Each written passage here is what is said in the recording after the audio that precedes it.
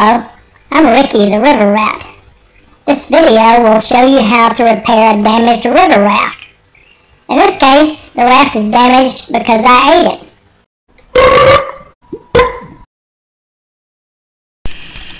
What we're doing here is patching a hole where a rat gnawed a polyurethane whitewater raft. Very irregular hole. And it's right by the seam where the thwart is molded to itself, which makes it really hard to lay flat, which is why we have all those C-clamps in an attempt to make that seam seem like it's flat when it's not. We've already trimmed it down to get a smooth edge, and we're fixing to clean it with MEK. The MEK is primarily to clean, but it also has a little soluble effect. So I'm going to put this piece of cardboard in place so that when we put in MEK, it only will get the inside of the front thwart, not the back. MEK is pretty serious stuff. Very volatile, very flammable. In our case, we got a fan set up next to a window to pull air out of the room and blow it outside. Okay, now we got the cardboard in place, and we're going to apply some MEK to the inside of the thwart to clean it and get it ready for the glue to hold. Okay, we got MEK on a cloth, and we're just running it all around the inside of where the patch is going to be. You can actually see some of the urethane has dissolved and is on the rag. So this is what the patch looks like, the inside patch for the thwart, and what I did is I cut the material to about the right shape. I put it inside there and I traced the hole, and then I took it back out and cut it, you know, to right about the right dimensions. We're going to mix up our glue now. It's a 2-part urethane cement.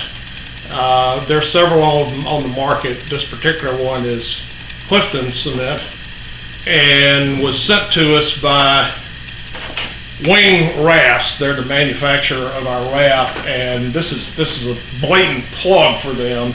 They really know what they're doing, and they were very helpful. They talked us through the repair in advance, made up a packet of materials for the repair kit, and sold that to us. So we really appreciated that, and while I don't want to wish them a bunch of repair inquiries, go buy a brand new raft from them because they're great. Now, this stuff is supposed to be mixed 5.5% by weight, and we decided to go by using a postal scale.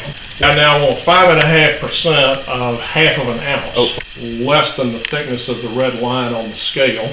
Okay, now I'm going to take our mixing device and just stir it up. And it did become a uniform mixture. One of us is holding the hole so that the front of the thwart is away from the back, and the other one is applying the mixed glue. It's called Clifton 2-part urethane adhesive.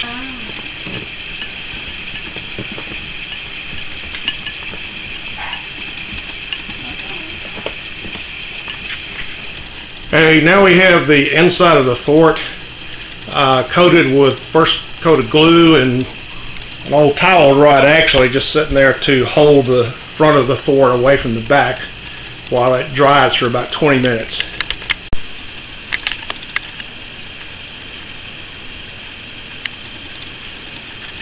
Okay, now we're putting the prepared and reactivated patch into the hole. Hold it flat on the inside.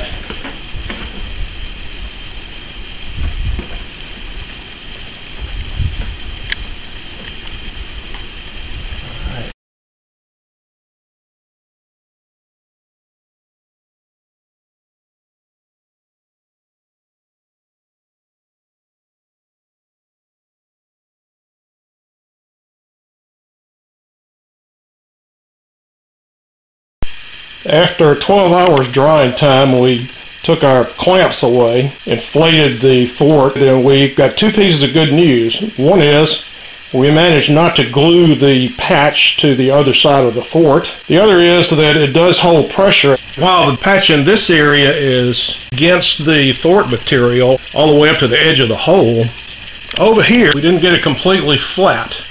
There's a buckle that runs along here, and where that buckle is, the patch material is not in contact with the thwart material at all.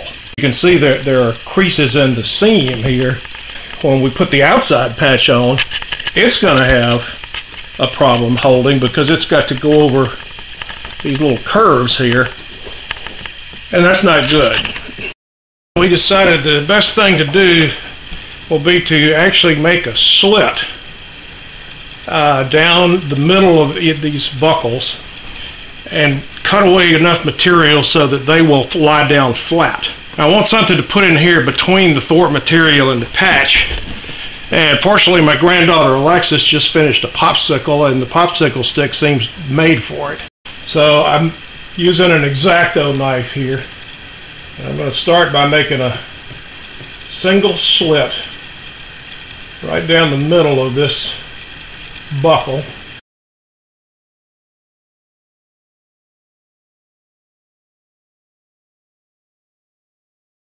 Yep, looks like I've made it all the way through there. Now, I'm going to make my slit into a long, narrow V.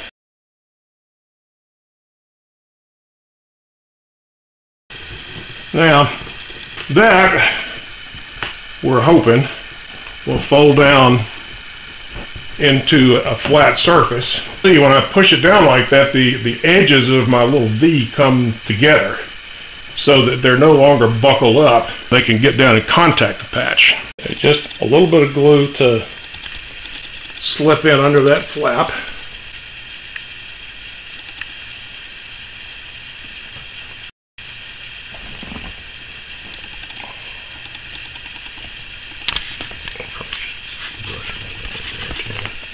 I have to cure in overnight. The edges of the hole and the patch material are nice and tight together, but it's looking like when we put the outer patch on, we'll have a good seal and a pretty flat surface to work on. With the inner patch in place, we cut an outer patch and glued it into place. We clamped it like we did the one before, and you can see here the result. You may also have noticed on the tube of the raft there was another hole, which we handled much the same way. You can see here that it's clamped in place with the glue drying. Both patches held fine. A few weeks later, we took a trip on the Buffalo River and had no trouble whatsoever. So we learned that you can patch a hole in a raft even in a really awkward location and be successful.